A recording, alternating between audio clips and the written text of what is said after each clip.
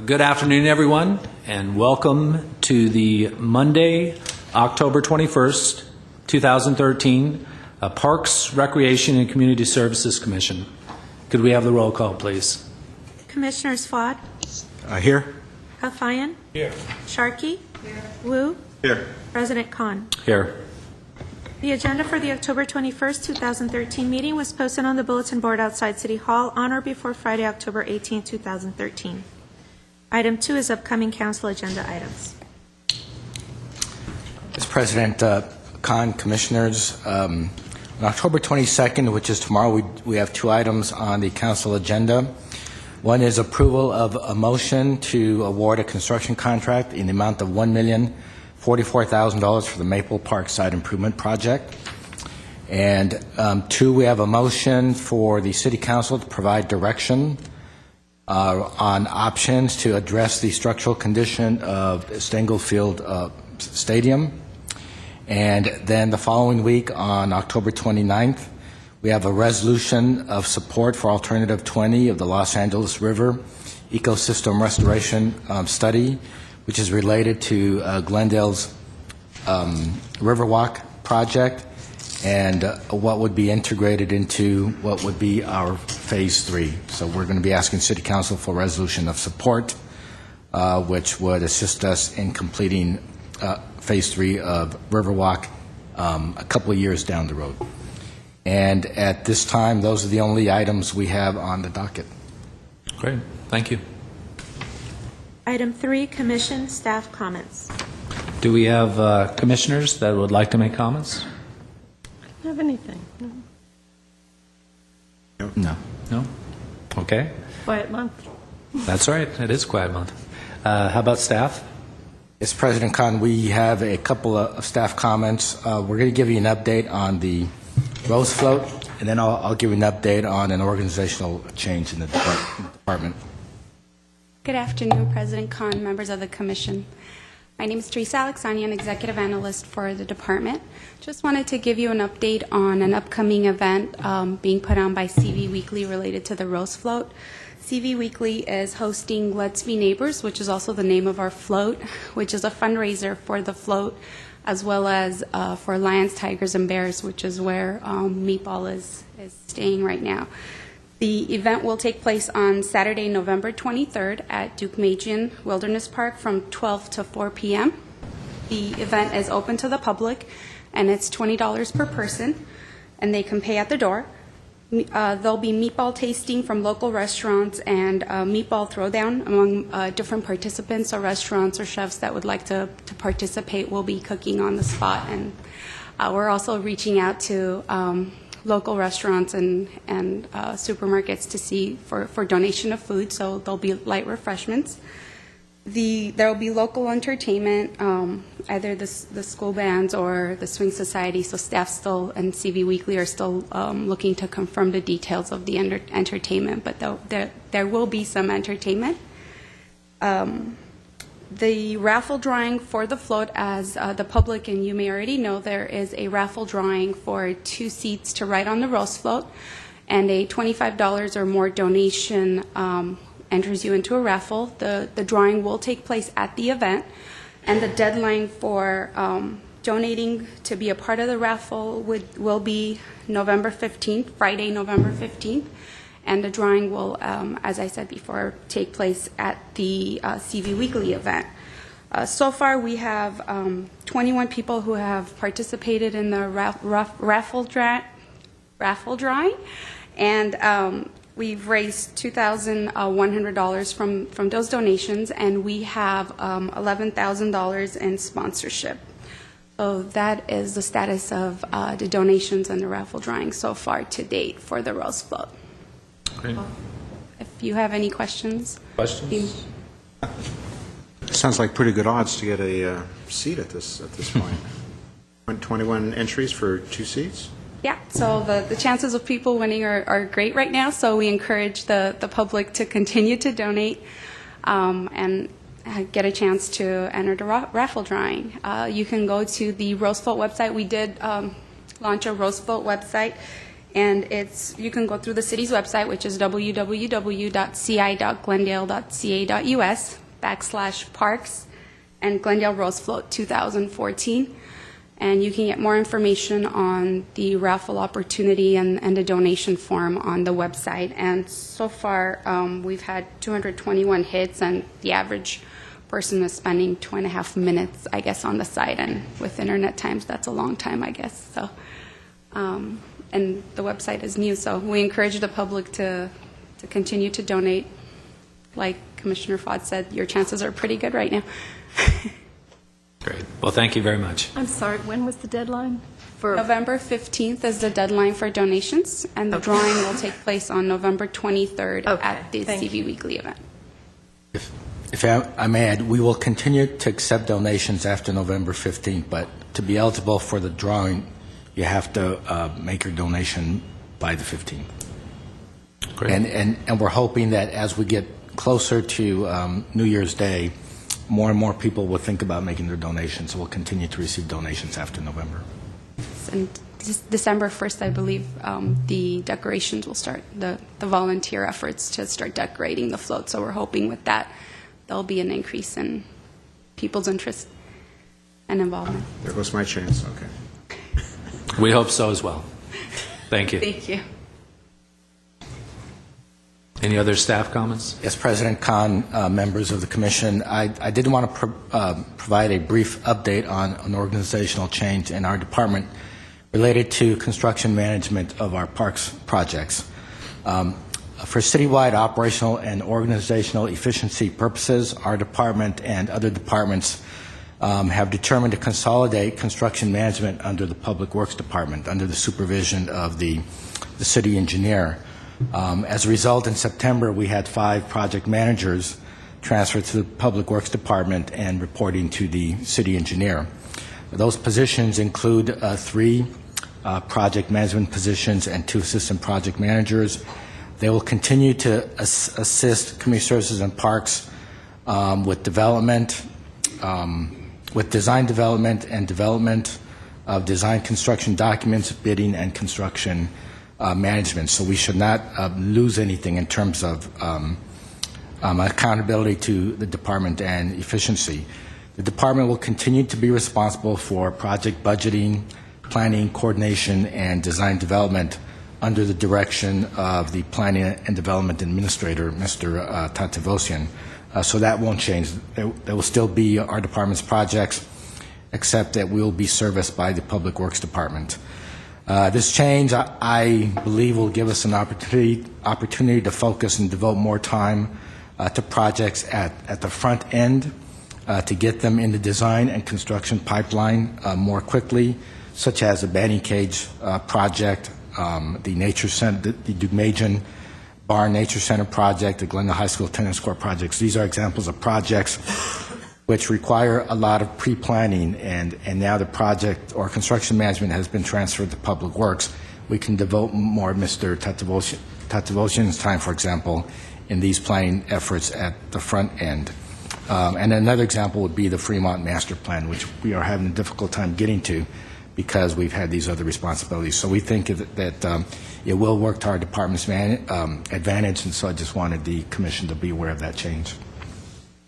Mr. Duran, is it a budget savings in any way for our department, or is it just a shift of employees over? It's primarily just a shift. Maybe over time we will realize some budget efficiencies, but for now it's mainly a shift.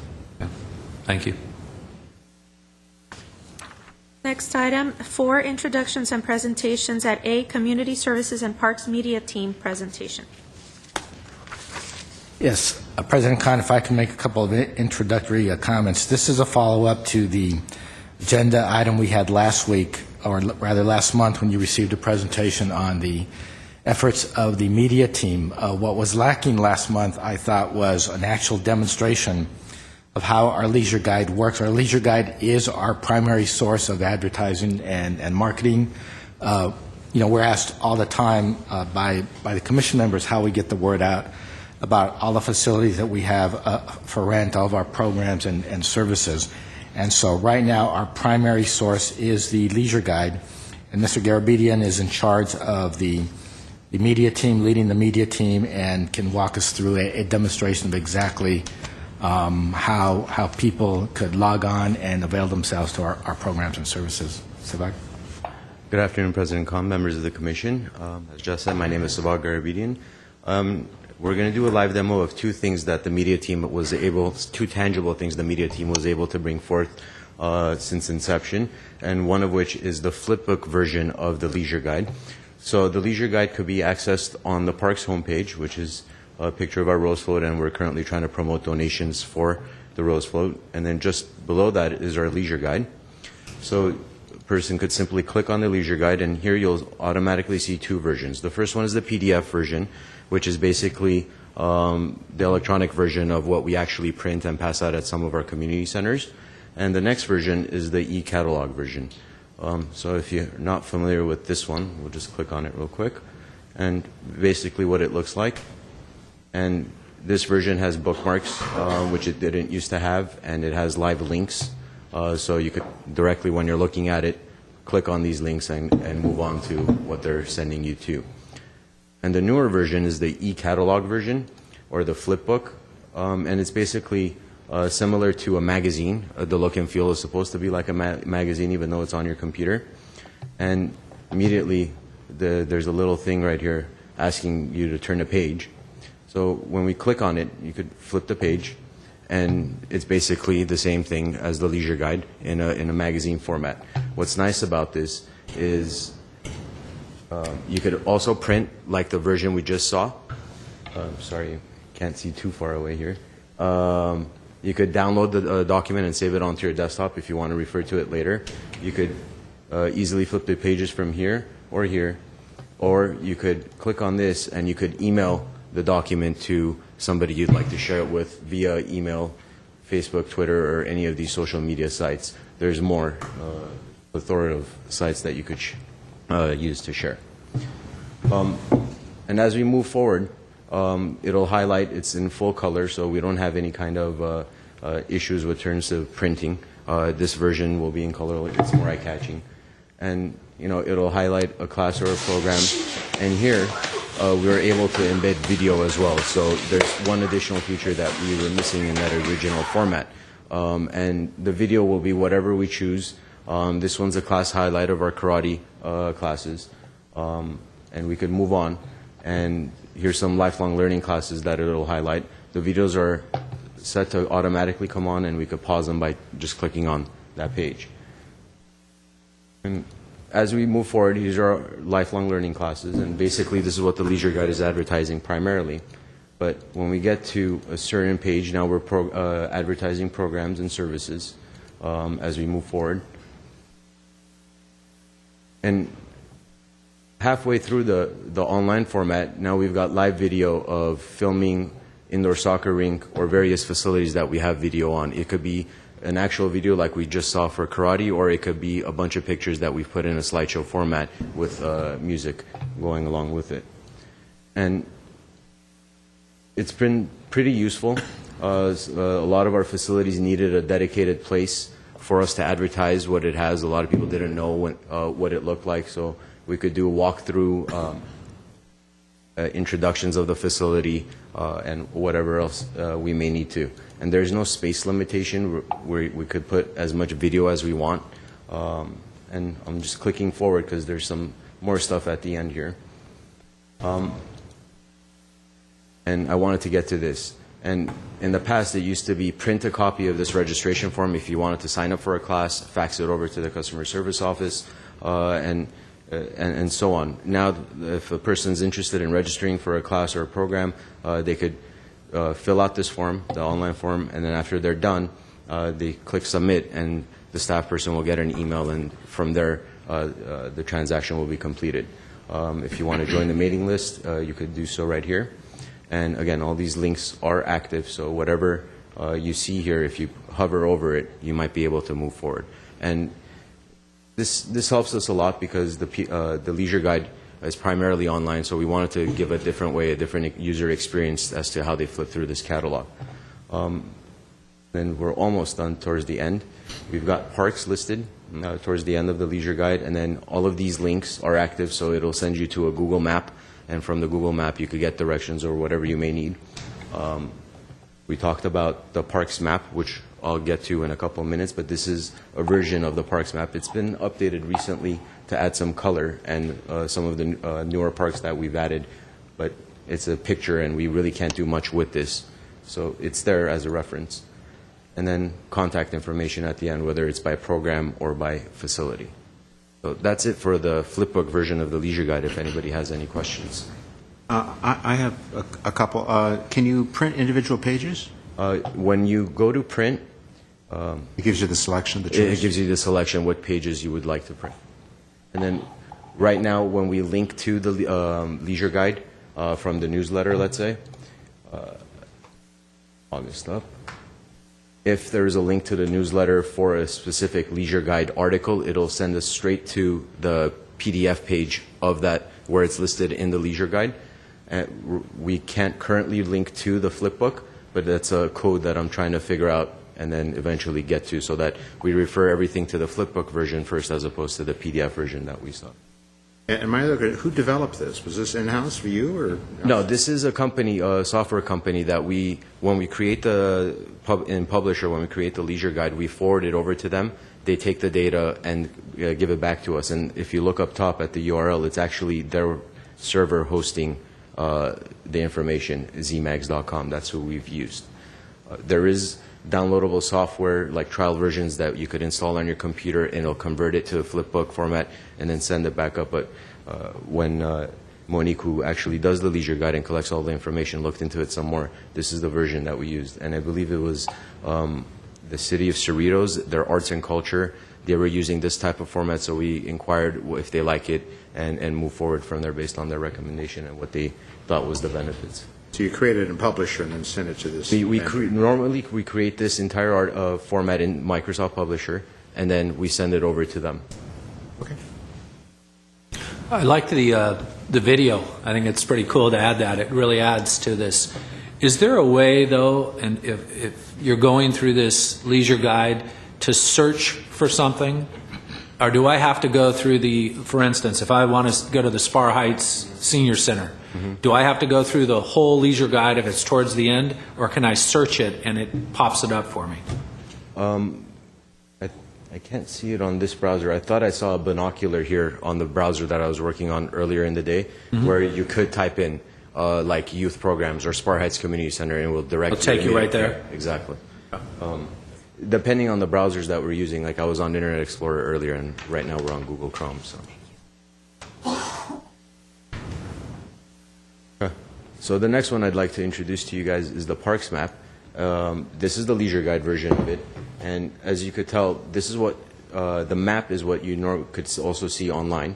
And when you go to the Parks homepage and you click on Parks, Facilities, and Historic Sites, the map is the first thing that you see, and we've been noticing that from our Google Analytics reports that a lot of hits are coming for parks, facilities, and historic sites. A lot of people are searching for Glendale parks and historic sites, and more specifically North Glendale, South Glendale. But there's no way of the public knowing what is actually North Glendale or South Glendale unless they know what we consider north-south based on what Public Works has told us. So we kind of added some color to it to differentiate between the four different quadrants that we're using. But again, it's very limited. I can't click on any of these images. It won't tell me what park it is. So if I want to know what number 4 is, I have to come down here. Well, okay, what's the address? How do I get there? And then what does any of these parks have? So we were able to adjust that for the time being by putting up a parks amenity list, which is what we use at our front counters. If anybody inquires about, I want to reserve a picnic table at such and such location, can I do so? This amenity list, which is a spreadsheet, would help them out. But having this type of information to the public could be tedious to navigate through and maybe confusing as well if you can't follow the little boxes all the way down. We have our counter hours and stuff. But basically, it's requiring somebody to use this map and the amenity list simultaneously. And then the third piece of information that we're providing currently to the users is a listing of all the parks right here on this page. And here we could see, for example, an aerial view of a specific park. once it loads. And these images are big, and the reason why those aerial views are there is somebody wants to film, let's say at Brand Park, they need to know what the borders are, what the property lines are. So we need to be able to provide that, so we've included that on this page as well. It's still loading, so let's stop it. You go back to the parks page.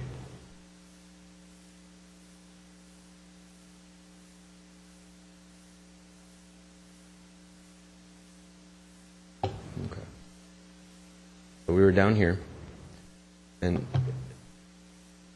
we were talking about the aerial views. So it took a while to load, and because they are rather large files, that we've taken a picture of our screen and then we've actually plotted what the boundaries are. Now, some of the locations might also have a web page. For example, the Adult Recreation Center has its own unique information listed on its page, its hours of operation, and any other pertinent information that its users need. So that's listed. It has the meals menu somewhere down here as well for the meals program. But there's a lot of content, basically, is what I'm trying to get at. There's three different things that you're using, and not one place you could go to find all this information in one shot. So we talked to IS, and IS was, based on what they were doing with the wildlife map, was able to come up with what we call the park compass. And it's basically an interactive map. And once I could get it to load here, I'll show you the benefits. There we go.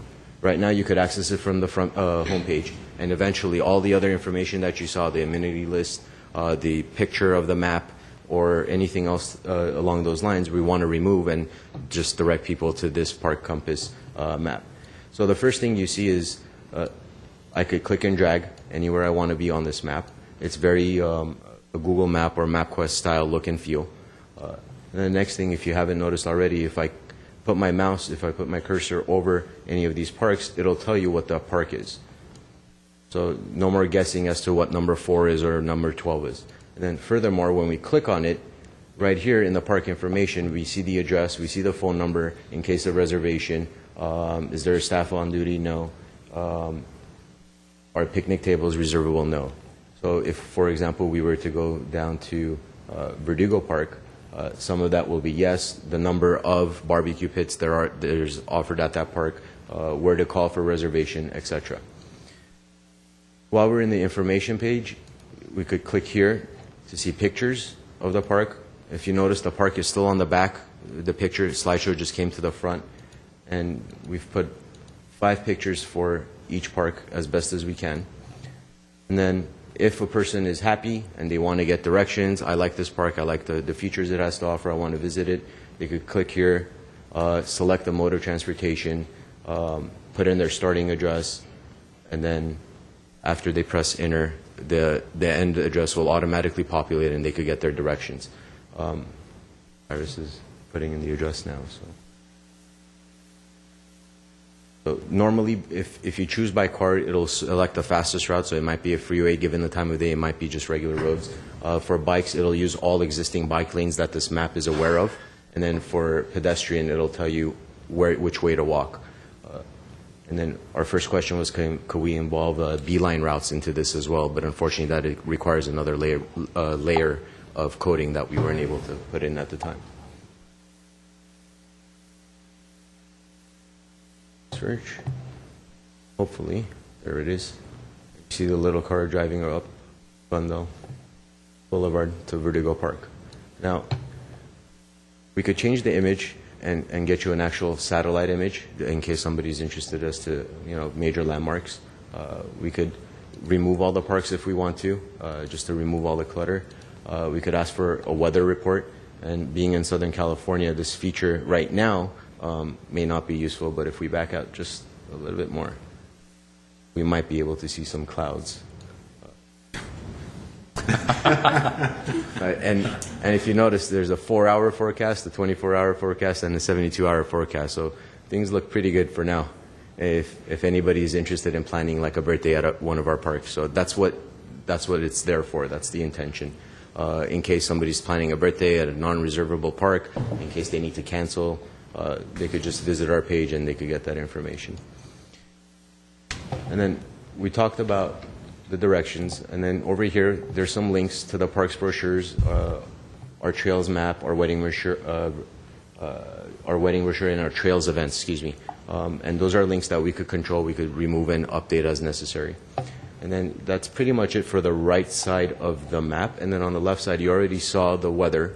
And this is a nice feature. We could search by an intersection or by a landmark. So we could put Glendale Galleria, and it'll bring up the closest park to the Galleria. So in case somebody's out and about and they just need to go to a park for whatever reason, their kid's being impatient, they just need outdoors or whatever the case may be, you could search in that respect. If you're new to the area and you just know major intersections or you're visiting the area, that's another way to search. Or you could, of course, select from the alphabetized drop-down.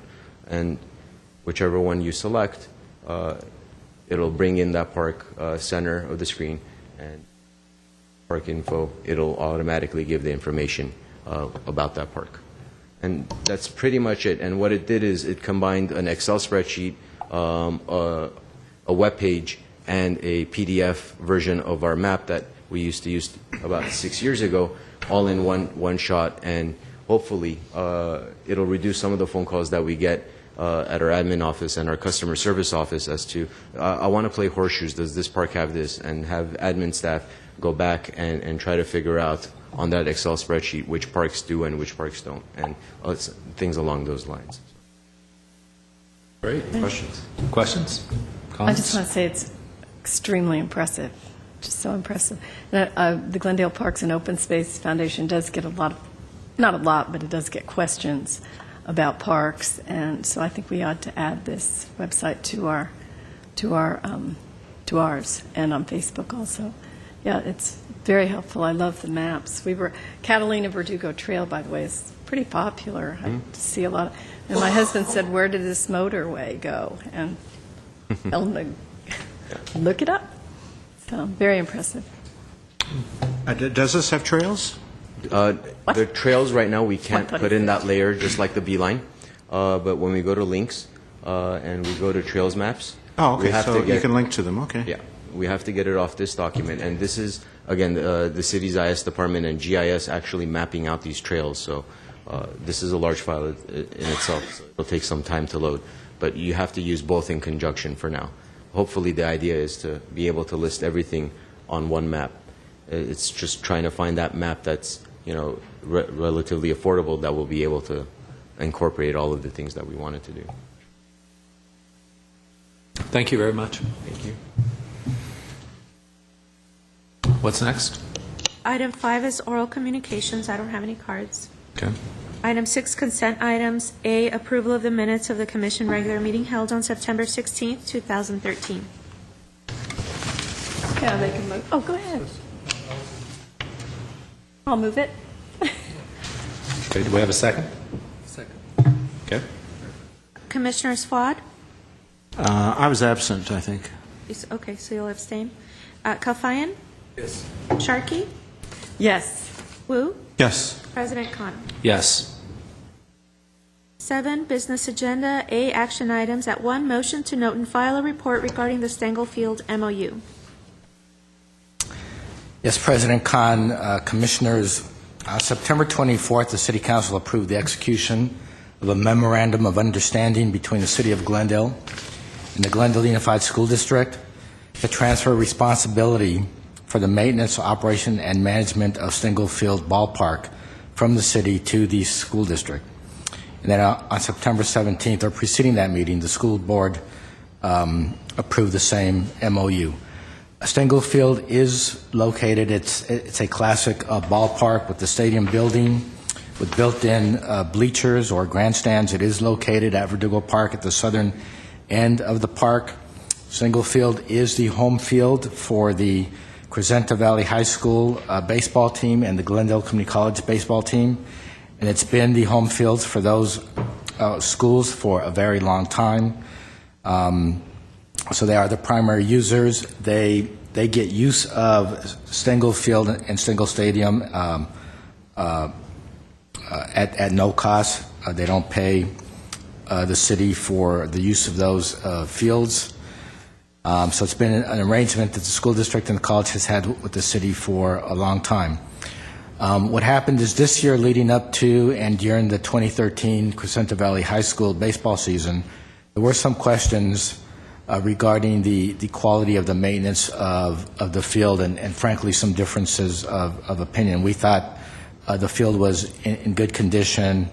Others thought it could be in better condition. So we sat down and started talking with the school district, our staff, and school district staff. And what came out of that was a proposal whereby the school district would take over responsibility for maintenance of the playing field, and at their cost, which we estimated would end up saving the city approximately $120,000 in personnel, maintenance and operation, and utility cost. And so school district would assume full responsibility for maintaining the field themselves. But not only that, but also be responsible for programming the baseball field. So they would be responsible for working with Glendale Community College, and guaranteed, one of the caveats of the MOU was that they guarantee that Glendale Community College will continue to use and enjoy a single field consistent with the use that Glendale College has had over the last 5 years. So it would remain the college's home field as well. And so city staff and GUSC staff worked out the details of the MOU, and we came to an agreement, and we proposed the MOU to the school board and the city council, and so the council approved it on September 24th. The basic terms of the MOU is that it is a 2-year term. After 2 years, at the city's discretion, we can renew the MOU for 2 successive 1-year terms. In terms of scheduling, as I mentioned, USD will be responsible for scheduling and the operation of the field. GUSD will have the ability to reserve or rent the field to other organizations, just as the city did. And as I mentioned earlier, GUSD will be responsible for maintenance of the field. And the city will pay for and install sub-meters for water meter, electric usage, and then back charge to USD for the payment of the utilities. So we've transferred responsibility for maintenance and operation of single field to the school district. So today they are in charge of the field. What is left, and as I mentioned earlier, we are going to City Council tomorrow to try to address the current condition of the single field stadium structure. We recently completed what we feel is a conclusive structural analysis of the building, and we've determined that it's time now to decide whether we are going to expend the funds we need to rehabilitate and preserve that building, or decide to demolish the building and build something new. Either option will require a partnership with the school district and potentially Glendale Community College, including participation in funding with the exercise of either option. And so we will be making a report to the City Council tomorrow, and I'll be able to report back to the Commission at next month's meeting or at our next meeting. So I just wanted to apprise the Commission on that and ask for your review, note, and file of that on that report. Thank you. Thanks. Did we have questions or comments? Please. The responsibility, we don't have any more responsibility as far as maintaining, scheduling, or Correct. we don't owe it. Like, we gave it up. Is that what it is? Yes, it's a memorandum of understanding. We still own the property, so we still own the building and the ballpark. Now, what's not included in the MOU is the building, because it's already noted that the building has problems. The building is closed off. No one can enter the building, so for all practical purposes, it's been condemned. So we're still responsible for the building. And as I mentioned, we're going to make a report to the council tomorrow to get direction on what to do about the building. But yeah, in the meantime, under the MOU, the school district is in charge of maintaining the field, scheduling all the games, coordinating all the games with the other users, and they have access to the first 2 rows of the stands. There's 10 rows. They can only use 2 rows because row 3 to 10 has also been closed off and condemned. Mr. Fuad? You mentioned there was an initial 2-year term and 2 one-year renewals. Is it only Correct. a 4-year agreement? What Correct. happens after 4 years? You just go back and see how it's been working out and redo it? Yeah, we'll see. We'll have a better sense of where we stand with regard to the stadium structure. If the GUSD is happy maintaining the field themselves, or the costs associated with the field, or renegotiate something different. Yeah. And in general terms, what's the cost of reconstruction versus rebuilding, without going into any details? Do you have sort of ballpark numbers, not to do a pun? We estimate that a rehab project will be between $3 to $5 million, because there are so many unknowns, and once you get in there and start demolishing walls, costs and requirements and upgrade requirements continue to get piled on. And then a new building, with state-of-the-art amenities, and being able to design something that meets your specific needs, we estimate would be between $7 and $8 million. Okay, thanks. So the temporary trailers will stay there? Yes. And what happened to the wooden bat league? I know they were under the city and now had to move. Did they? Yes. Replaced? I don't know. But again, under the MOU, the wooden bat league would have to go directly to the school district, and they'd have to decide on an agreement. I had a question about going back to the original agreement, or this MOU now, not the rebuild. So it's our land, and then Glendale Unified School District is going to be operating it. But Glendale Community College has their baseball team there and takes up a fair amount of the park usage as well. What is their fair share, or how do they contribute to using this facility? What Glendale Community College did, what they had been doing is they had been providing in-kind services to help maintain the field. They would provide either labor or help donate funds for special refurbishment projects of the field, and so that was their contribution.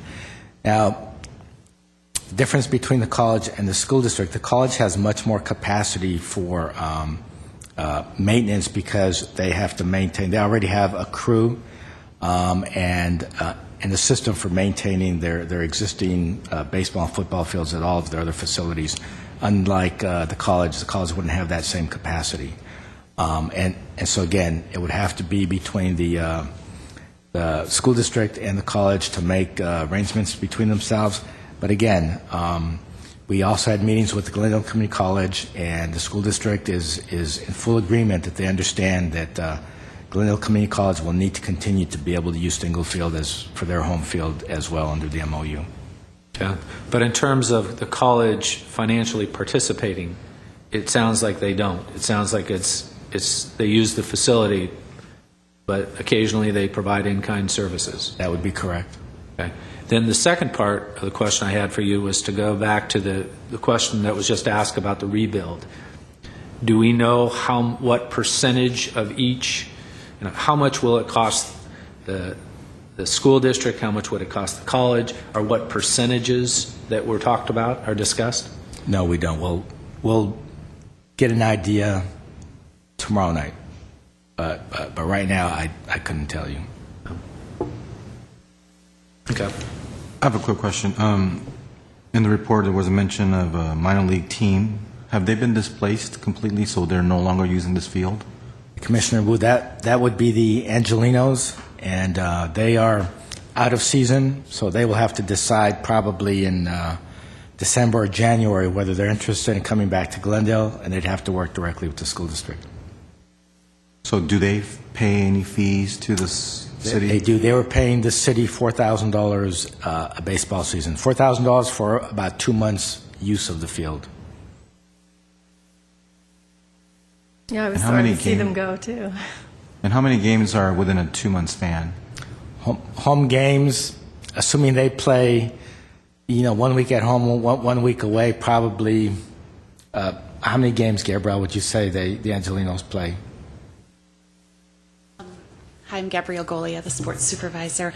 I believe the Angelinos played approximately 16 to 20 games at Stengel Field per season. Sometimes more, sometimes less, but on average, my guess would be between 16 to 20. They did play most of their games at home for a 2-month period, and they played both days every weekend. So for 20 games, the city got $4,000. Is that a fair market rate? Yes. It was a contract that we had with the Angelinos. We didn't count the number of hours that they were actually on the field. We looked at it as a whole period of time for 2 months that they were out there. There was a sliding contract, had it gone on for 5 years. Every year they would pay 25% more of the full hour usage of the fields. So they started off at a minimum of $4,000, and if they had continued next year, it probably would have been about $8,000. So they go year to year?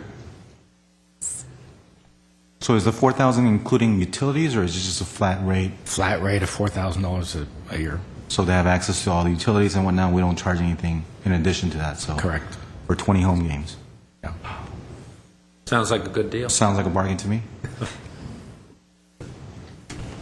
Thank you. So you are looking for a motion from us to note to file? Is that correct? Yes. Could we get a motion? Okay, I'll second it.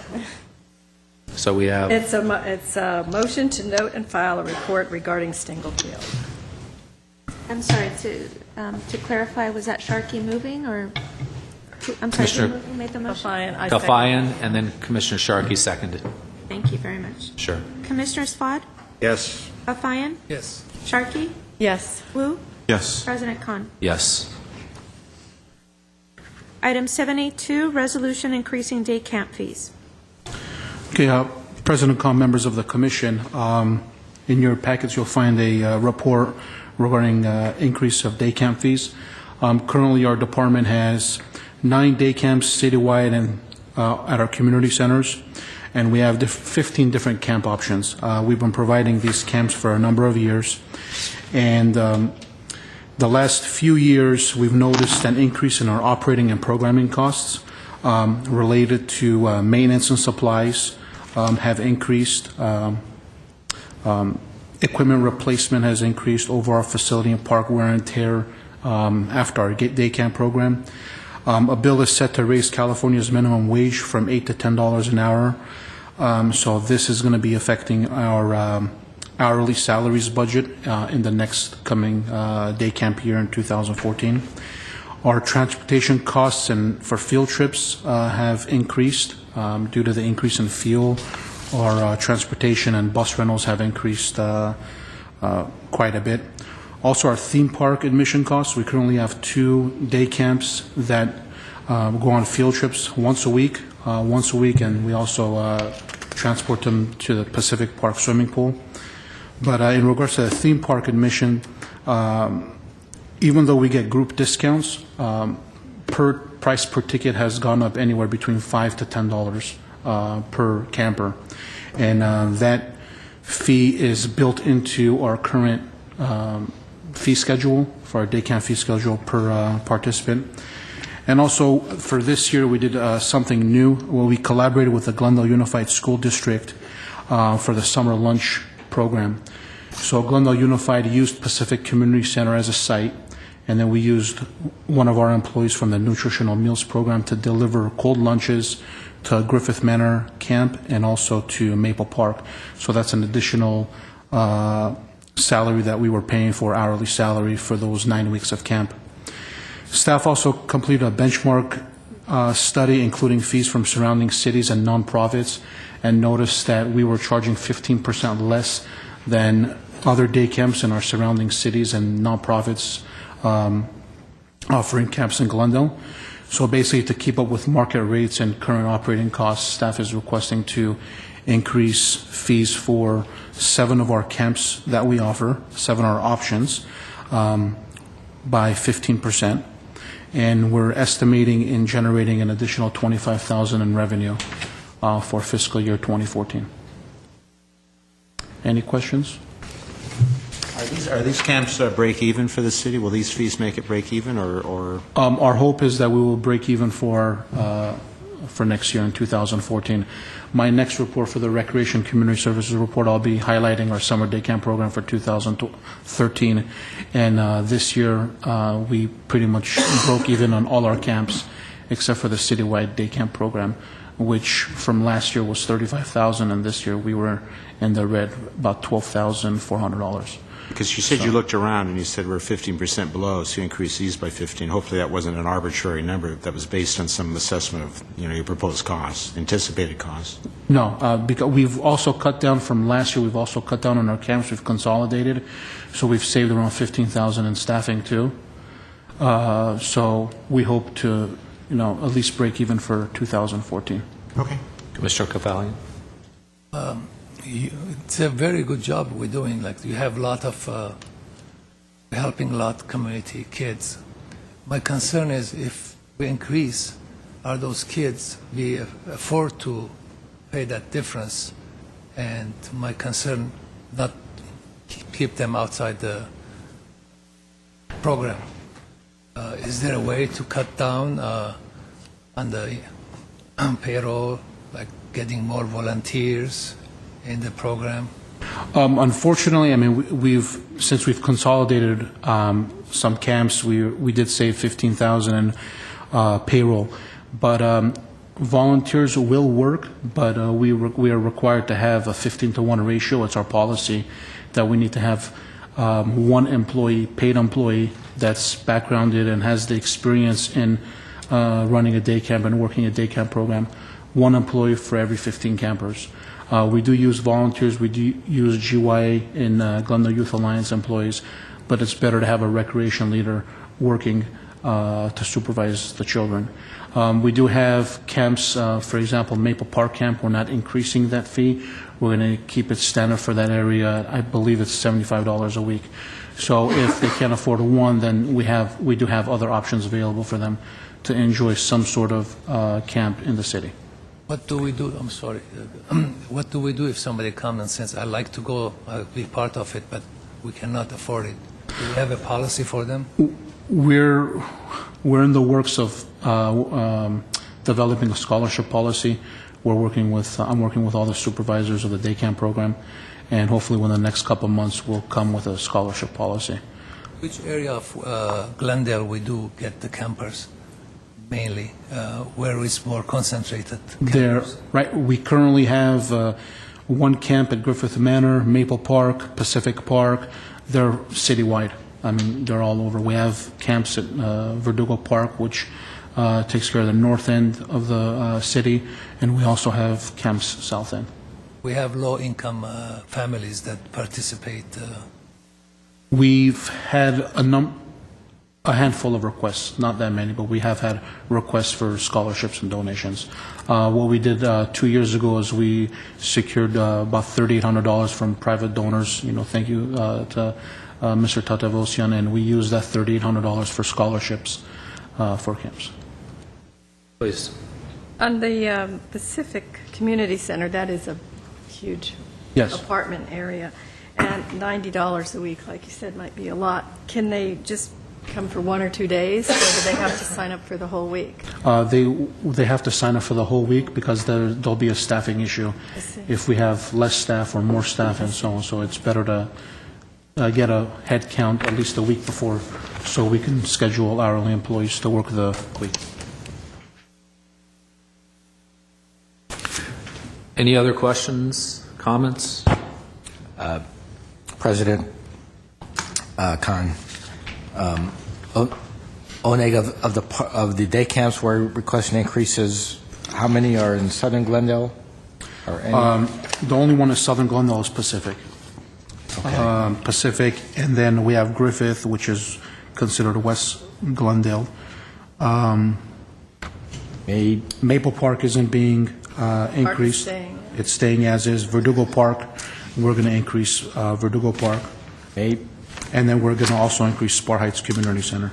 Maybe we can consider not increasing Pacific Park because of low-income families. Yeah, Pacific and Maple will probably be the highest concentration. So maybe we can balance the increases and not increase Pacific this time. And then we'll develop a scholarship program and then come back with.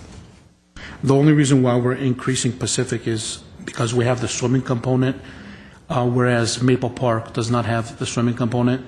And a lot of parents were complaining why Maple Park and Pacific have the same rates where they have free swimming 2-3 days a week and Maple Park doesn't have swimming.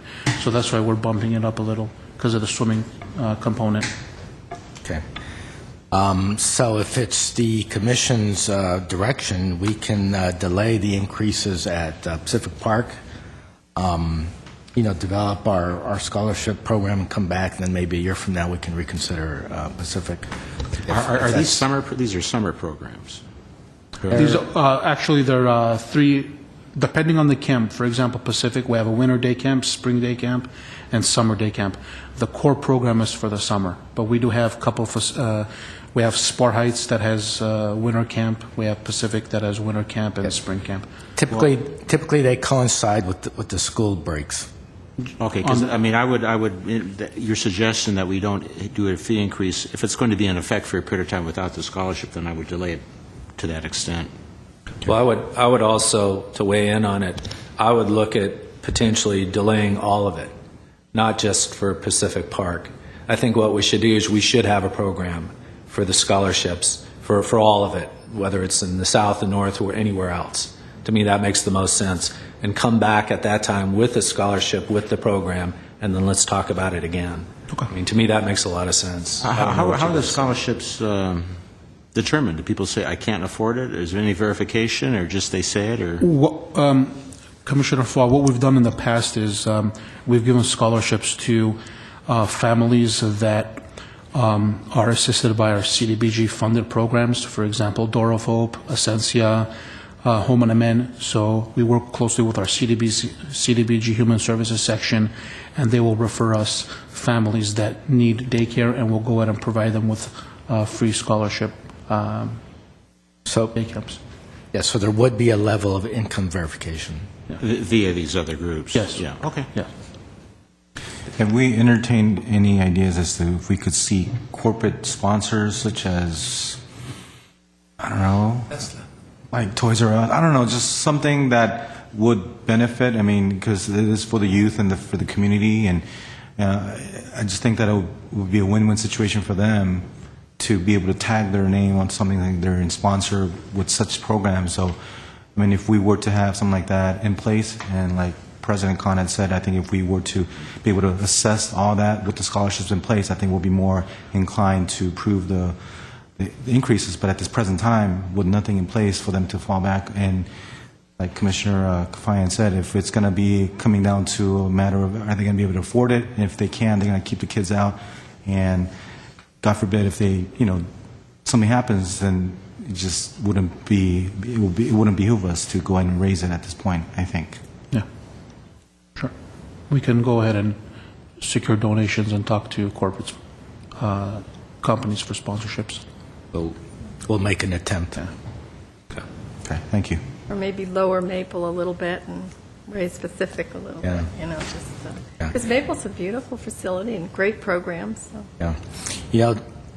Since we're on the subject, and this highlights one of the challenges as park administrators is the balance between self-sufficient programs and providing a service to the community that the community needs, and knowing that we're not shutting out families that need our services.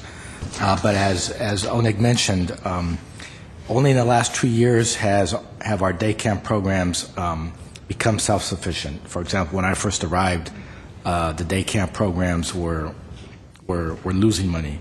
But now we've reached a point with some consolidations that Onik talked about, and with new community centers coming online where we can offer more day camps, like the Maple Park Community Center, which is only a couple of years old, and Griffith Manor. We've reached a point where we're now breaking even. And then anticipating changes like the increase in the minimum wages and other costs going up, we're trying to stay at that break-even point. But we'll do more of an analysis. We'll come up with some different ideas, and we'll revisit this in a couple more months before the summer. We still have time before the summer. Okay. What's the cost of lunches, cold lunches or hot lunches? Currently, the lunches are provided at no charge.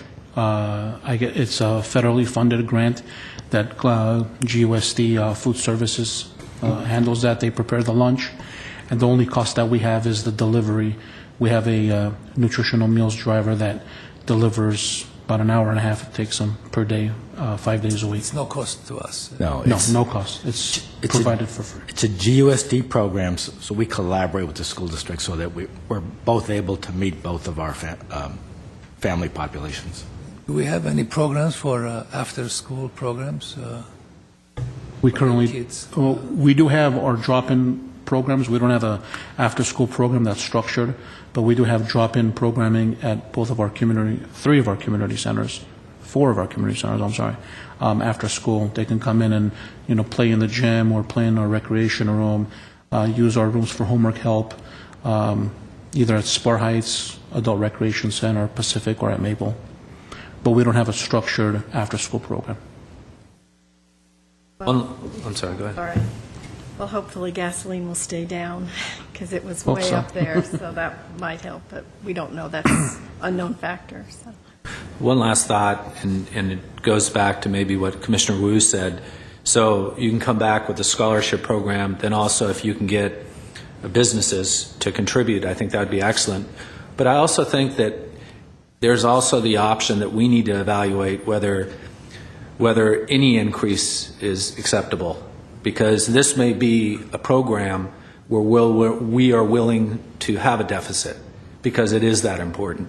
So it's not just can we break even or do we make a profit or can we get the businesses, which I think is a great idea. But maybe this is one of those where we just decide, you know what, we're not going to raise it, because what I don't want to have happen is where some of those families, they may not pursue scholarships. They may just not know about it or decide not to do it at all. And what have we really gained? It's really a small amount of money in the whole scheme of things. So just a topic, so when you come back, that would be another option to discuss as well. Sure. Okay. Okay, thank you. Thank you. What's next? Item 7B, reports information only at 1, Verdugo Skate Park Annual Report. Good afternoon again, President Khan. If I may make one introductory comment, President Khan, in light of what we just discussed, this is one program that is designed as an enterprise program. It's supposed to be self-sustaining, where we don't foresee that we'll ever be able to break even. But it's an important program, and it's an important service to the community, and we're going to continue to run it anyway. Thanks. Thank you. I'm Gabrielle Golia, the supervisor of the sports section, which includes the Verdugo Skate Park. This is an informational report for you about our operations from October 1st of 2012 through September 30th of 2013.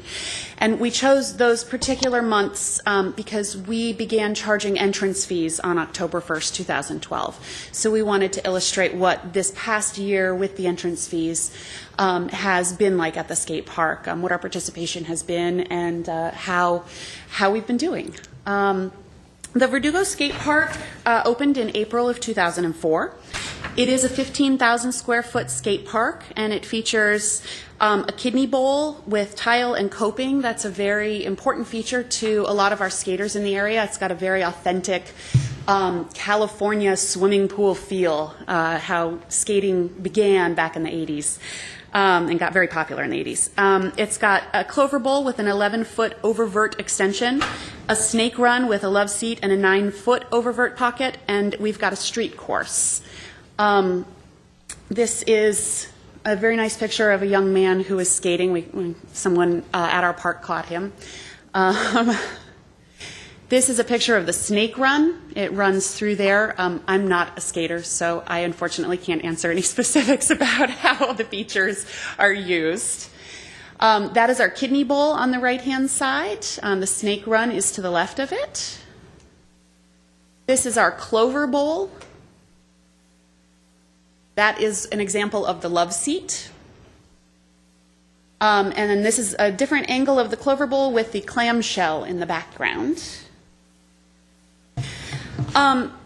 Prior to the opening of the Verdugo Skate Park, we operated the Orange Street Skate Park, and it was located approximately where the Barnes & Noble in the Americana is now at. This skate park opened on April 17th of 2004. The park was free for all users until 2005 in August, and then we began charging a fee for non-resident adults. It was a $2 entrance fee.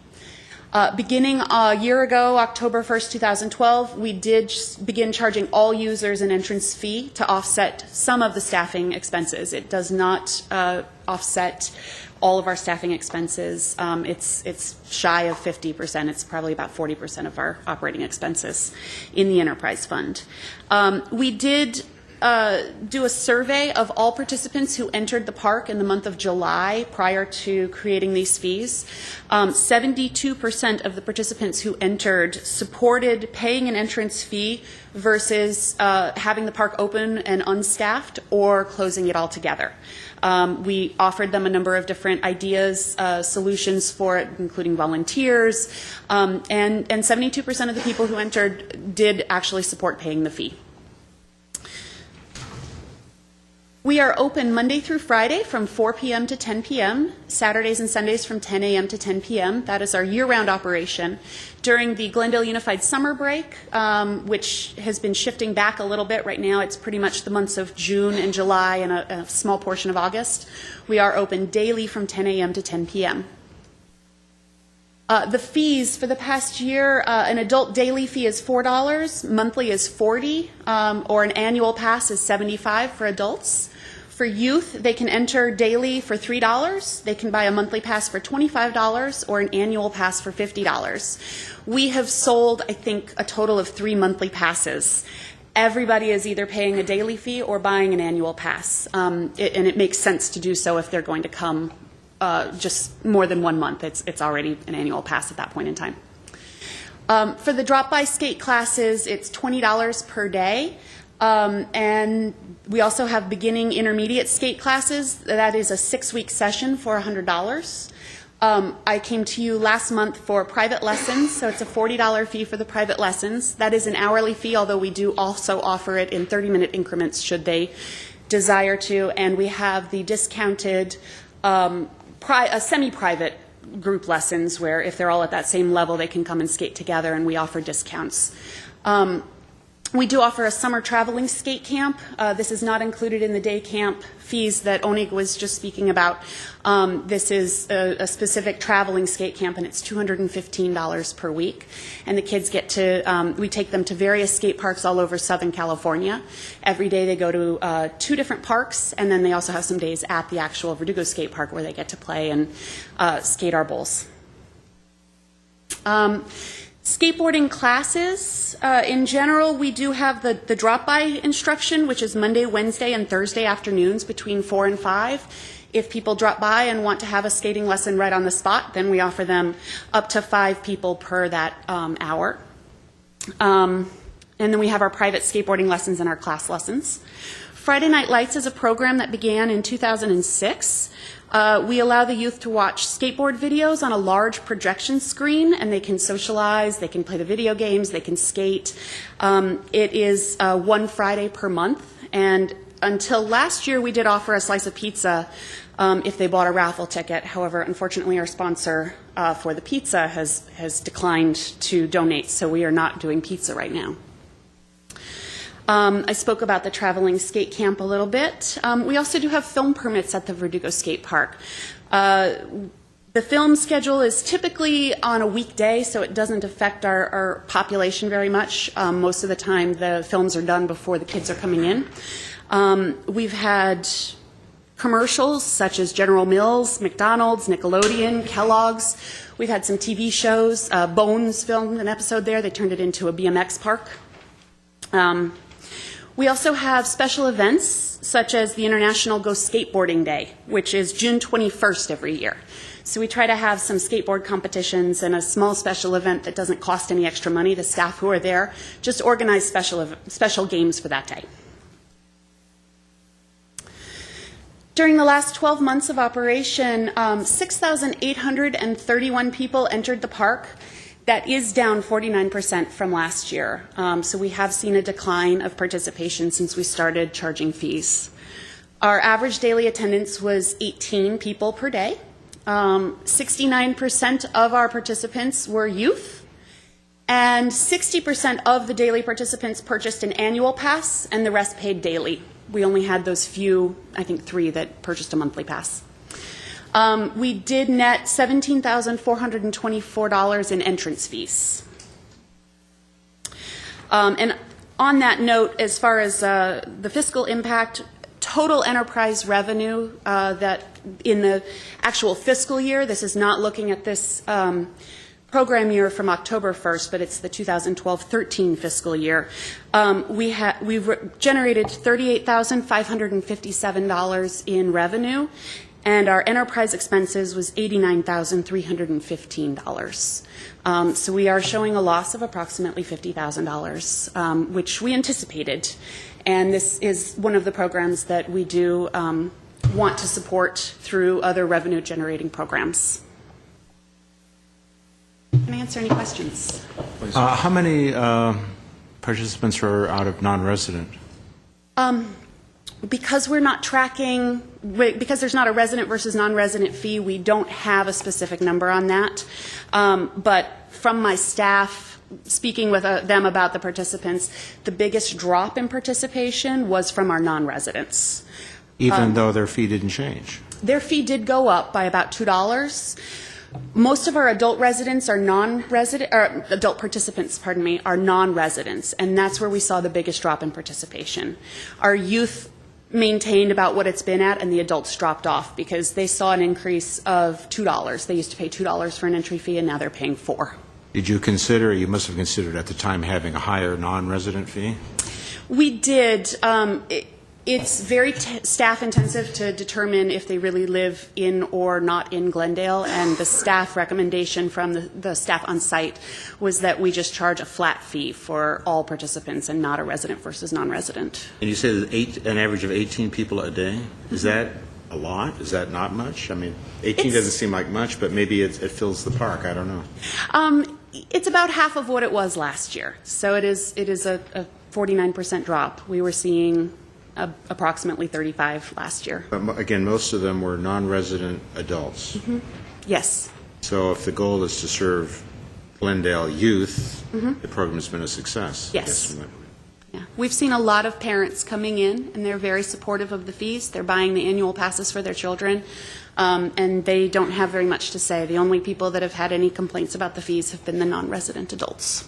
And was there sort of a riffraff factor? I mean, now people are more into it. It's more just people, fewer people just hanging around because now you have to pay, or is that even an issue? It wasn't necessarily an issue before. We've always had it staffed, so we haven't had any issues with. There's certainly been a fear of issue if it was unstaffed and no fees, that we would start having people hanging out and potentially influencing the kids in a negative fashion. However, we haven't experienced it firsthand yet. Go ahead. How many staffs we have on site when we're open? Two people are always on site. We had, prior to starting the fees, we were going down to 1 during many of our hours. But while charging a fee, we do have to have 2 people on site. 1 person at the actual park supervising the activities, making sure that people are wearing their helmets and pads, and making sure that the flow of traffic in the park is safe. And then 1 person in the office maintaining the entrance and the release of liability forms and the fees. As far as safety, we had a lot of accidents. We actually have not had very many accidents. The skate park, there is an inherent risk with skating, and we have had our share of some broken wrists and collarbones, but we have not had any serious accidents. We actually report annually, per the state requirements, we have to report all accidents to the Justice Department every year in January. And that's our responsibility if they break their wrist? No, they sign a release of liability, so it is not our responsibility. We simply report on it, and the staff respond. They're all certified in CPR and first aid to respond to the emergency and determine whether it's an emergency requiring ambulatory care or if it is a Band-Aid and an ice pack. It's a beautiful skate park. I've heard them say it's one of the best in the state, if not the best. So Graceful for your skating. I go walk right by it. So, it's lovely to look at. Thank you. Great. Well, thank you for the report. Thank you. Item 7B2, monthly activity reports at A, Human Services. Good afternoon, President Kahn, members of the Commission. My name is John Malakian. I'm the case manager at the Adult Recreation Center. I'm here today to present the kickoff of the Thanksgiving food drive. This year we're actually doing something different.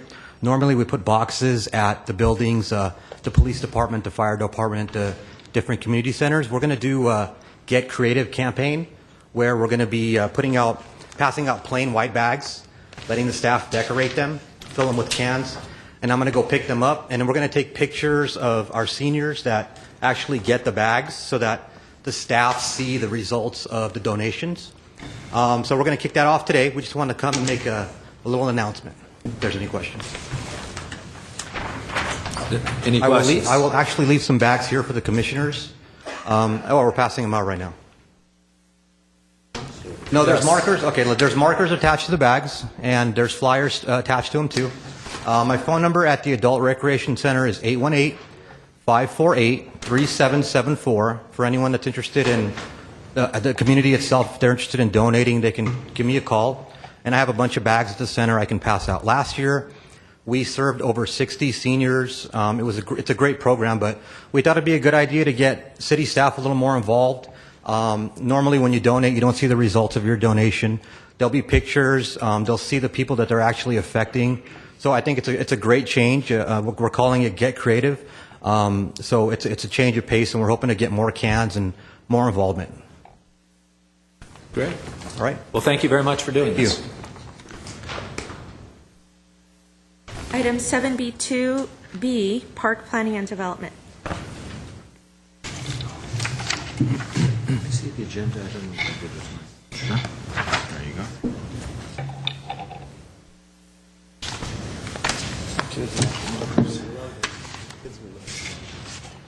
Good afternoon, President Kahn, members of the Commission.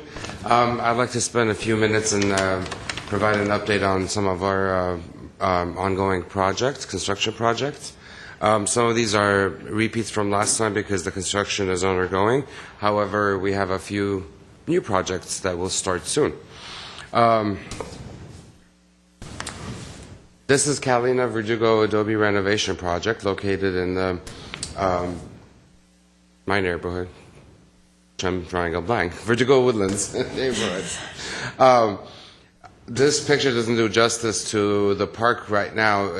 This is about 2 or 3 weeks old. What you're seeing, the dirt area has been completely redone with decomposed granite. That structure over there is the old garage that has been converted to restrooms and is 90% done. This project is about 40% complete, and we hope to finish by the end of November and have a grand reopening sometime in mid-December. We will keep you informed of our progress. Then our next project is a review from the last time. It's our Civic Auditorium Improvement Project. We hope to be painting, replacing or refurbishing our historic lights, and also upgrading the HVAC system. This is a pretty expensive project, and we're in the process of getting estimates for the paint, for the light restoration, as well as the HVAC needs. Then we have the Maple Park site improvements. We were just talking about the Maple Park Community Center, which is very active in providing amazing community services, human services down for our southern part of our city. We hope to award the contract tomorrow to Parsam Construction. Staff will recommend to Council to award the contract to Parsam Construction. It's a 6-month renovation project. We're hoping to start in November and be done before summer next year. These are just some of the images. I will jump to the next slide to show an overall. This is the overall site. That's the existing community center right there. I'm just going to jump back. This is the existing tennis court, and we are adding fitness equipment just to the west. This is the edge of the community center. We're adding more fitness equipment to the west as well. I believe there's a total of 11 pieces of equipment that we're adding. The majority of the money is being spent on infrastructure improvements that the average eye may not see. Irrigation upgrades, lighting upgrades. We are introducing a new toddler play area in this zone. The existing play structure is right there. Again, this is an exciting project because the community has been anticipating this project for a long time, right after the community center was completed. Another exciting project not far away from Maple is the Maryland Avenue Park, and you may recall that we had our grand opening event, or the groundbreak event, earlier this month. Construction is underway. We hope to be done by early part of next year. Again, it's exciting because all of these projects will be completed before the summer when the kids are really going to be needing them. This one is the Pacific Edison turf project. There's an existing, the Pacific Edison campuses are one of our first joint use projects with the school district. The turf is currently located on the Edison elementary site. As you can tell, it's completely dead. It's very difficult to upkeep because of the usage on that field. As such, we have been able to secure CDBG grants to replace the existing natural turf with artificial turf. The contract was awarded in September, and we hope to start with this project by mid-November and again be done by April next year. You're going to be busy next April with all these grand openings and grand reopenings. This is a project that's underway. It's, again, not far away from Maryland and Maple. It's Palmer Park, another heavily used park in our southern neighborhoods. This just shows the existing entrance. We are at the schematic design phase, evaluating the needs for this park. Again, the majority of the improvements are going to be on stuff that the average eye may not see. We need to upgrade all the lights. Luckily, the irrigation system is in a very good condition. The playgrounds will be completely replaced. Now we're in the process of reevaluating the basketball court and some of the other amenities, such as the skate feature and the wading pool. This just lists the improvements that we're looking at right now. I mentioned irrigation and light system, playground, picnic area, and wading pool. The picnic area is located right here, and ONIC can vouch to the fact that this is a very heavily used picnic facility amenity. Many of the residents nearby do not have backyards, so this is by default their backyard. It's heavily used. A basketball court and skate facility, outdoor fitness area, and restrooms. We are looking at this sort of the southern eastern portion. Usually I know drawings are facing north, but in this case, north is down. This is, the park entrance is somewhere here. This is the southern end of the park, and we're hoping to introduce fitness equipment there. This is our wonderful Glendale Narrows Riverwalk project. Again, as I mentioned last time, this is a fully grant-funded project by Measure R funds as well as state Prop 84 funds. towards the end of next week, we will be interviewing design professionals to help us with the Phase 2 design, as well as some of the Phase 3 preliminary design.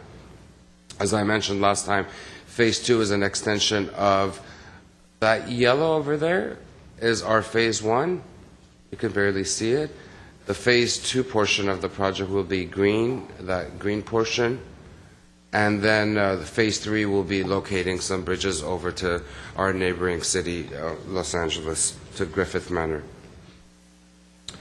As I mentioned earlier, the Pacific Edison campus is one of our heavily used sites in the city. A couple of years ago, we built the community pool. There is a playground tucked in the back. There's a baseball diamond over there. The soccer field is over there. The community center is right there, and the Edison Elementary School is right there. The average visitor usually doesn't find their way around, we learned over the years, even though it's heavily used, but there are so many amenities, so we decided that we're going to dedicate some funds to provide directional signage for the pedestrians, as well as some drivers. We get a lot of out-of-town visitors for different events, community events. So this project will be the first project, probably, I believe it's the first project that will be implementing the citywide, the recently adopted citywide graphics program with monument signage as well as other directional signage on campus. The contract was awarded, and we hope to start construction again within the next month. Two of our playground replacement projects, Dunsmore, and this one's Dunsmore, and this is New York. The playground is the playground equipment have been ordered. We're just in the process of securing our necessary permits to install them within the next couple of months. That concludes my portion of the presentation. I believe there's a longer written report in your packets, but I'll be happy to answer any questions you might have. Questions or comments? I do Please. have. It seems like not that long ago that we had playground equipment at Dunsmore. Is this new equipment, or did they wear it out? So- Well, I believe, if I recall correctly, I'm going to look over, the Dunsmore playground was replaced about a decade and a half ago last.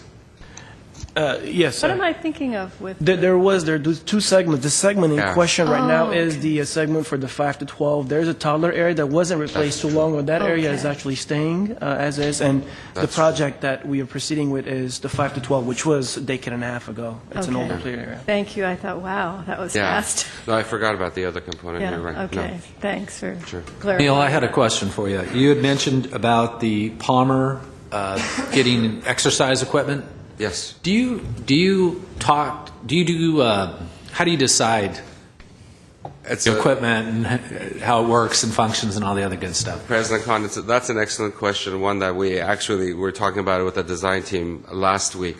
This is a new amenity within the system.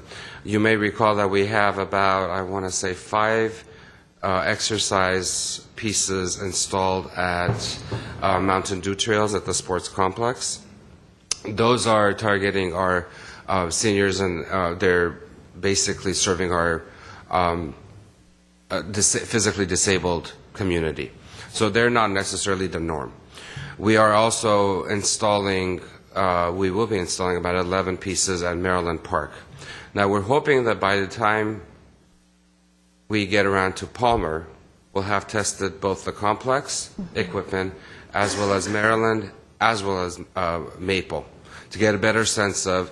Maple is interesting because we've sort of divided the equipment we're targeting seniors and adolescents. We find that adolescents or early teenagers no longer play on playground equipment. Obviously, I can't imagine my preteens playing on playground, but they want to exercise. So we, through our community outreach, we identified elements or pieces that are appeasing to our adolescent patrons of the park, and then we also have done our outreach to more seniors and more potentially slightly disabled members of our community that could be benefiting from those equipment selections. So hopefully by the time we come around to bid out our Palmer Park, we would have a better experience with these. Now, we have visited other neighboring cities that have these equipments, and that we have several community members that have gone around, and we take their input. But this is going to be slightly a learning process for us, and see what, it's not just the usage, it's also the wear and tear and the maintenance. That's another factor that we have to think about. Excellent question. Thank you. Thank you for your report. Thank you. What's next? Next, we have item 7B2C, Park Services. Thank you. Good afternoon, President Khan, members of the Commission. We have presented to you a report that looks a little different than the norm. You will notice in this report, the written report that we presented, we inserted a new box in there that highlights corrections in the total number of work orders. What we came to realize that sometimes work orders are getting submitted after we close the month and prepare the reports for you, and we want to make sure we capture all the work orders accurately. As such, I had staff look at the last several months we've submitted reports and pull a more updated number of the actual work orders. And as you will note, the report when we originally designed had 117 work orders pulled from the system, whereas in September the actual total number was 129. And also what I came to realize is the variation of the number of work orders. You will see 194 in May, 225 in June, July drops to 159. And August 171.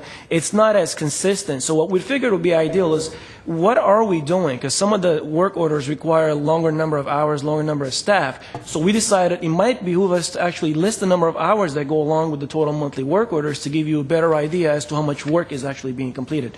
So we've started listing the employee hours in the mix as part of it. And going forward, we hope to be doing that every month.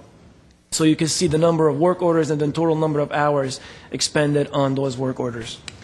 And this one highlights 117. I will stick with that for right now. 81 work orders completed by gardeners, 10 for pesticide application, and 26 work orders for irrigation repairs. And for my presentation, the visual presentation, this is a 4 ball field renovation project we completed. And I was not here last month, which actually worked in my favor because these projects carried over from August to September. It was a 2-month process. Therefore, we have a number of pictures of the fall projects that I'll go through fairly quickly to give you a general understanding from pre, during, and post renovation. It does take significant amount of work from staff to complete this, and we used resources of all 3 sections, geographic sections of staff, to be able to complete these projects within 2 months. Our time frame typically is very short. We only get a window of a month, month and a half to 2 months to complete these projects because of the high demand of field usage by the community and the impact we put on the burden we put on the recreation section if we keep these fields for a longer period of time away from a reservation ability. As such, the first one we completed this year was Babe Herman Little League Field. As you know, it is located just east of the Verdugo Park. And this one was a smaller project. We had to excavate some of the sod areas in the infield, and most of the project was in the infield. It's some excavation and then resodding of the infield area, as well as the arc that we ultimately concluded in finishing, making the repairs. This one did not take as long. This is what we call the key area, and where the pitcher is. Usually this area wears out very, very quickly because of a lot of the activity right there in front of the pitcher's mound. So this area annually we replace, and also some of the perimeters of the infield. And this project, you can see the cutouts at the southern portion where the home plate is, and the infield getting ready for a conclusion. And this is the finalized. You can see some of the sod where the key used to be right in there that we had sodded as well. And this is an aerial shot of the facility, what was before and what was done afterwards. Now, in this picture, the arc, which we refer to right outside where the outfield starts, still had not been completed. We had done some more work on the arc, so the arc has a nice, better curve to it than this picture actually shows. So it doesn't do it justice as of now. And the field has been turned back over to recreation, and Little League has been using it. The second one we concluded was at Montrose Park. Montrose was also a smaller scale project, mostly at the infield, but in the outfield we did aeration and fertilizing the outfield. You're going to see at the end how it has improved the quality of the turf in the outfield. And most areas is just removing dead turf, patching and resodding, making sure we take away all the lips so the ball rolls a lot better, the play is a lot, more smoother play. Similarly, the key area, this one does not have a lot of the pictures before, mostly completed pictures here, but also around the pitcher's mound, the pitcher area and the key that we have replaced and sodded. What you see now is just after sodding with some of the fertilizer in there in the mix to give it a natural growing period and ability. And this is the field as we concluded it. You can notice the outfield has a nice green flush color, and similarly the infield also has been significantly improved from what it was from its original start date. And you notice this one also as a pre and post picture, how the difference is before we turn it over for Little League play. Third one was Glorieta Park. Glorieta Park was a little major, more of a larger scale project that we had to incorporate. The outfield area gets used by soccer as well, gets reservations for soccer, and it has a lot of area that have worn out and was very difficult to grow turf. As such, as you can see, with irrigation and dirt without turf turns into mud and makes play really not very pleasant. The arc had significant problems. Some work has been done here. It wasn't this bad. We had to start removing some. I want to give you an idea how the arc had also issues that needed to be addressed. And the infield in this facility had to be graded and laser leveled as well. So first project, start removing the areas of the turf to kind of give it a better natural curve. Irrigation was a major component here. Anytime you make any changes to the turf areas, definitely have to make irrigation adjustments and modifications. We had our crews working on that as one of the first steps, making additional connections as, as necessary. It is difficult to see, but you kind of notice that little line going down here that is kind of painted. That is the area location of the new arc after we've done all the measurements. So we had to remove some of the turf area, make it ready for a perfect sod installation. And after completing it, you can see we took out a lot of the turf to put fresh sod, keep it more level, keep it more flush, and a better curve based on what these standards ask for. And this is the outfield area where we had to excavate a lot of the sod. A truckload full of sod was taken out. And then we grade, rototill, and add some additional soil, topsoil, to actually get it leveled for the installation of the sod. And this was done by staff in terms of two little areas. The installation of the sod was done by staff on this field, on those two fields. This is right after they finished with the fertilizer. And now going to the arc, required a lot of work on the arc to give it a very nice shape. And mostly the staff, this was all staff work. They removed all the DG, because you don't want DG here, you're better off with the actual soil. Added soil, leveled it, and then after the sod was replaced, was installed, these are the pictures of the new laser leveled infield and the arc. You can see the difference in the color of the sod there. Eventually they do match and they take better shape. And here's a picture shooting from the outfield infield out, and then final. This was actually a more current picture we added to give you an idea of the color of the turf, how we started blending in a lot more. Because the aerial shot you're going to see right in this picture, you can see the gray areas right over here. This is where the fresh sod was installed, and the other areas were seeded, but the color isn't a match. Now it looks a lot more flush. Irrigation's been fixed, and the arc, you can see how it used to look, whereas now it is more standard, the distances that it needs to be from all the bases. So that was the major work done in this facility. Lastly, Stengel Field. This one took the most time of the staff. We knew we were in negotiations with the district to turn the facility over to them, and we wanted to make sure we give them a top-shape facility. And the staff takes quite a bit of pride in getting this facility to its current shape before turning it over. We had met a number of times with the coaches. I mean, we had issues of irrigation, flooding, drainage. As you can see, these are existing conditions before we started the work. Right, this area right here, from the dugout to the home plate, back in the days we used to keep it just dirt for the players to walk because we were unable to grow grass. And the coaches requested year after year that we should sod this whole area. So this year we took up on that challenge and decided to go ahead and sod everywhere in this area in the back to give it a very nice look. And this is the field as it existed before we started the project. So first things first, we start kind of doing the trenching to add irrigation. The sprinklers have to be moved back because since we're adding more sod, you have to make sure it cover all the areas. So first was major irrigation work, digging, looking for valves, trenching, adding the lines, making all the connections and the adjustments. and then after irrigation, start going back to lining the bases. This is a method that takes a little bit of skill, and we're glad to have one of the best in the field helping us with it. They had to line the bases to make sure whatever sod we cut out, whatever sod we add in, it's a perfect match for what the standards require, from the foul poles to the home plate lines. So all the lines were readjusted. You can see the orange, the painted line, where it is to be able to justify left and right from the center of that line, and started cutting all the sod out. And once we start removing the sod, then we get into grading the back areas where we're going to add salt. Again, this is grading, rototilling, grinding, and making it ready for sod installation.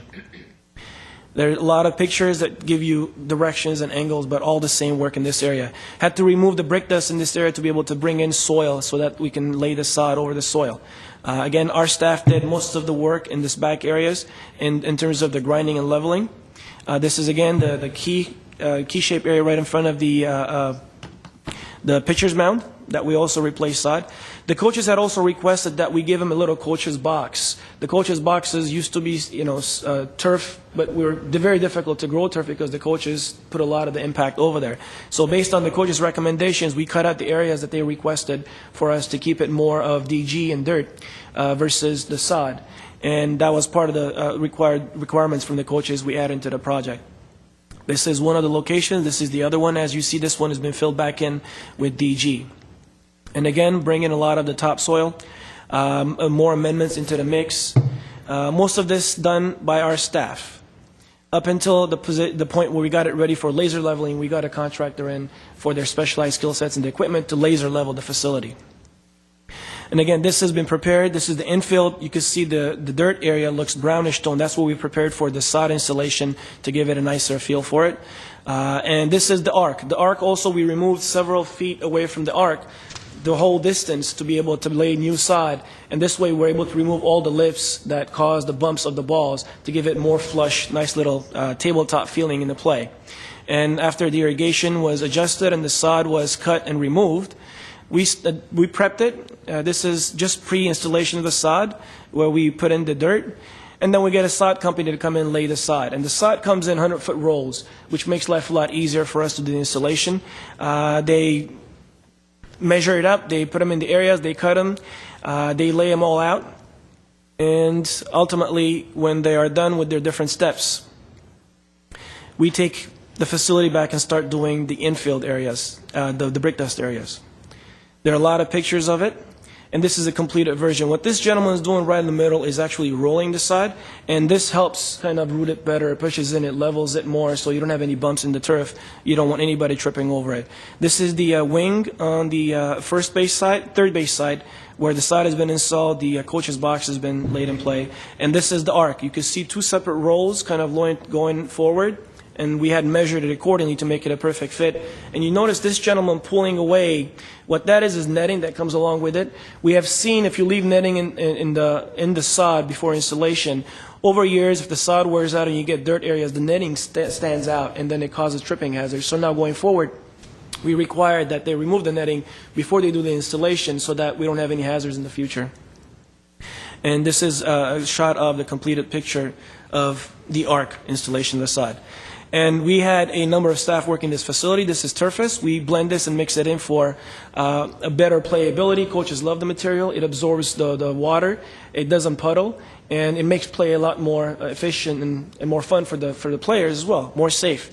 So we had a couple of pallets of this material put out in the dirt brick dust area. Staff blended it in, got it ready for the laser leveling. And here's how the laser leveling process goes. The gentleman will come in, set the home plate as his base, connect his laser, and then make sure the field is leveled according to the grade. And after he has completed with his work, here's what we end up having. A perfectly lined runway, and again, a leveled brick dust area.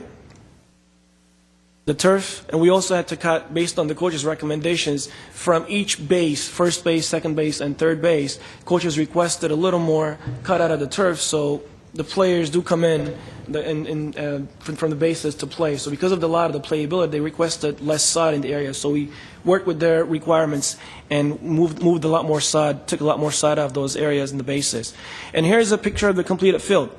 It has been aerated, fertilized, sodded, and we, as a matter of fact, in a lot of these areas, we overseeded too. Because the winter's coming, we want to make sure that the grass maintains its color. We overseeded the whole field 3 times this past year. And here's the area where you noticed earlier was nothing but the dirt. Here's what the final product looks like. Sodded on both sides. This is the arc as the color has come into play.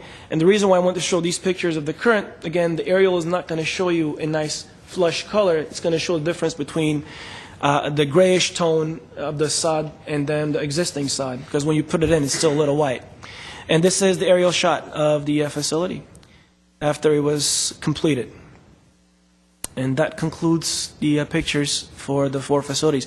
We are currently in renovations at Dunsmore facility.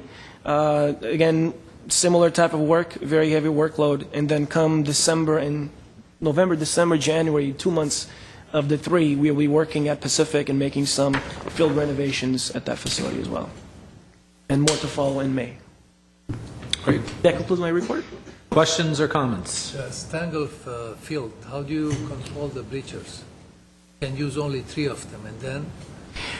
That's the only. Currently, we only have the ability to use the 2 rows at Stangl, and we are hoping that the demand at this point in time does not exceed the 2 rows, and we'll be working with the district as that becomes an issue. And again, going forward, as Mr. Duran mentioned in his report, when we get direction from council, it'll give us more opportunities and options to work with the district as to what would be best in terms of meeting the need, the current need of the facilities. Yes, President Khan, Commissioner Kalfayan, there's a fence behind the second row, so no one can go beyond the second row. Great. Thank you very much for your report. Beautiful job. Thank you. Item 7B2D, Recreation and Community Services.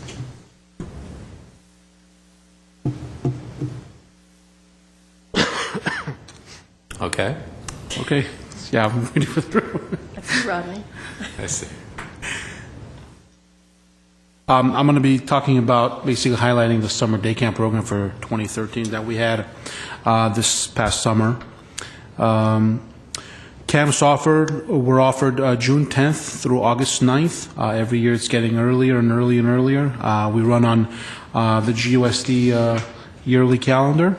We provided the following day camps: Cool Days, Kinder Camp, and Traveling Teens were held at Pacific Community Center. Maple Park Stars Camp was held at Maple Park. Spar Summer Fun Camp was held at Spar Heights. The Visual Arts Camp was held at Joe Bridges Clubhouse. The Counselor and Training Camp was held at Verdugo Park. And then we had 2 sites for Glendale Camp Express, one at Verdugo Park and one at Griffith Manor. Last year we had 3 sites. We had Dunsmore, Verdugo, and Brand. Due to the construction at Brand, we moved the Brand camp to Griffith Manor, and we consolidated Dunsmore and Verdugo, as I mentioned in my last report, to save on hourly salaries, maintenance and operations, supplies, and so on. That was part of our consolidation plan to save some money. As I mentioned, camp locations were at Pacific, Spar, Maple, Verdugo, Griffith Manor, and Joe Bridges. This slide shows the Cool Days Camp at Pacific. Ages between 6 and 12 years old. Camps were offered 7 a.m. to 6 p.m. for 9 weeks. We had over a dozen special need campers enrolled. We also had 5 GYA employees working the camps. I tell all our supervisors, our facility supervisors and program supervisors to hire GYA employees because it gives them an opportunity to get experience in the workforce. When I was young, I was part of the LA County Summer Youth Employment Training Program, and it gives all the teens between 14 and 18 years of age the opportunity to work at the beautiful facilities that we have. Total number of campers enrolled were 1,044. Kinder Camp, ages 4 to 5. We offer the camp 7 a.m. to 1, 9 weeks. This is also held at Pacific Community Center. We include outdoor and indoor games, sports, arts and crafts, story time, and playground. We use Edison Elementary's playground. 9 weeks out of the year. A total of 147 campers were enrolled. To traveling teen camp, which was also held at Pacific, ages 12 to 14. Camp was offered 7 a.m. to 6. For 9 weeks, we had a total of 110 campers enrolled. Basically, they explored Glendale and surrounding communities. They used the local bus transportation and Metrolink. They went to the beach. They went hiking. They used our trails in the Glendale area. They went to the zoo and so on. So this was a really popular camp for our teens. Maple Park Community Center, ages 5 to 12 years old. Once again, 7 a.m. to 6. For 9 weeks, we had a total of 405 campers. They utilized the community center and outdoor park grounds. Spar Heights, ages 5 to 12. Camps were offered 12 to 6. 9 weeks again, campers enjoyed arts and crafts, and we had 442 campers enrolled. This was a really popular program also. We worked with Fremont Elementary. We had staff pick up kids. We had basically a service at no cost to pick up the kids after summer school, walk them over to Spar Heights Community Center, and offered daycare between 12 and 6. We had our visual arts camp between ages 5 to 12 years. Camps offered 9 a.m. to 12. This was offered for 2 weeks. The campers were introduced to painting, sculpting, ceramics, and they used the Joe Bridges Clubhouse for this year. Counselor and Training Program was at Verdugo Park, ages 13 to 15. Camp was offered 9 a.m. to 6. Campers were required to apply and interview for positions, and they also assisted day camp activities at Verdugo Park. One thing with the Counselor and Training Program, we get these participants ready to move up the ranks and apply for Recreation Leader 1, 2, and 3 positions within our department. So this is another training program that we have that we provide to our teens in Glendale. Oh, and those are non-paid positions? Yes, Counselor in Training is a non-paid volunteer position. And they don't count towards our 15-to-1 ratio? No, they don't count towards 15-to-1. Actually, they pay a fee. I believe it's $105 or $150 per week to pay a fee, because we do have to pay for their field trips and transportation and so on. Glendale Camp Express, we had one at Griffith Manor Park. This is the first year we had a full-day camp at Griffith, ages 5 to 12. Camps were offered once again 7 a.m. to 6. Campers enjoyed arts and crafts, hikes, sports teams, team building activities, and talent shows. And they also went to Pacific Pool 1 day a week. And of course, we used what parents liked is the new air conditioning building for their kids to enjoy. So this was a really popular camp with 668 campers. We have some here activities here at Griffith Manor. The next camp was at Verdugo Park, ages 5 to 15. Camps offered again 7 to 6. This is our premier camp. We had the high energy excursions, swimming, arts and crafts, sports, and cookouts. We had a total of 614 campers. And the campers had access to an air conditioning facility. They would use the Dad's Clubhouse for arts and crafts, and if they want to get inside and cool off. And we have a picture here of them enjoying Raging Waters, which was one of our excursions for this summer. Staff recommendations: we'd like to start the hiring process early. Since GUSD summer breaks start first week of June, we're working closely with HR to start our hiring process this year, the first week of December. We want to continue to work with Glendale Unified to provide meals at 3 of our campsites, Pacific, Griffith, and Maple Park. Also continue to consolidate Verdugo and Dunsmore camps to save on hourly salaries and supplies. And use our media team as a tool to market our program on city websites, Facebook, marketing booth, department brochures, and summer wrap-up. And as always, we distribute flyers to the Glendale school system in the summer wrap-up. It goes out to 15,000 students in their Thursday folders. That's If anyone wants to register for camp, they can call 818-548-2752, the customer service office. We will have day camp starting the first week of June 2014. So it'll be 9 weeks again, and we'll offer the same amount of camps, same options, the 15 options that we provide. As for my monthly activity report, Civic Auditorium for the month of September had 25 events, 6 of them which were department-sponsored non-revenue. Total revenue for September was $38,773. Total year-to-date revenue was $92,826. That's a bit of an increase from last year, year-to-date of $83,000, which is a good sign on our end. The customer service and community center report for the month of September, we had 255 revenue permits, totaling of $45,000, which is a 24% increase from last year. And our year-to-date revenue for the community center and park reservations was $196,000 compared to $150,000 last fiscal year, which is a 30% increase. And one thing I like to highlight, which I highlighted last month too, was our film permit revenue was $38,800 so far compared to last year, $5,225. So the film permit brochure that Monique worked on with the customer service office, plus the flexibility that COCO gives us using our parks, is bringing in a lot of revenue. So we're lucky to have a good working relationship with our film permit office, city clerk's office, and our park services section. So any questions? How are you targeting the film industry? The film industry, the flyer that I showed last meeting, we're going to meet with a local union for our the local location scout managers. They meet once every couple of months at Universal Hilton. So we're going to pass out flyers and our brochures when we meet with them. And we also have our sites listed in a few film databases. How do you going back to the camping? How do you handle 400 to 600 campers at the same time? No, it's I'm sorry. It's a total for 9 weeks.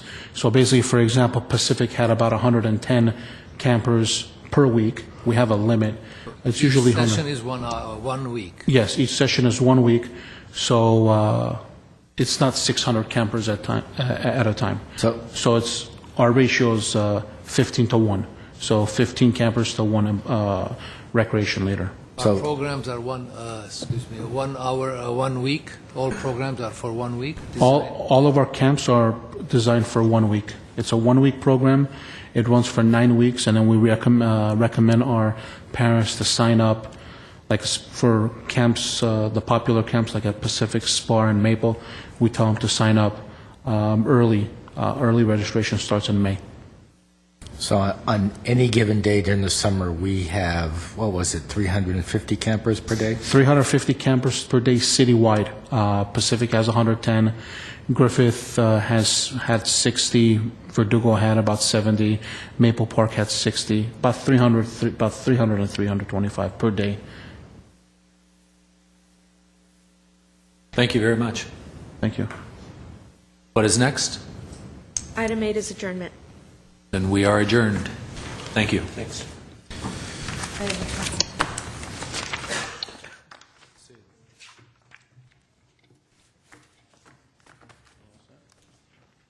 you glad that Central Avenue is finished now?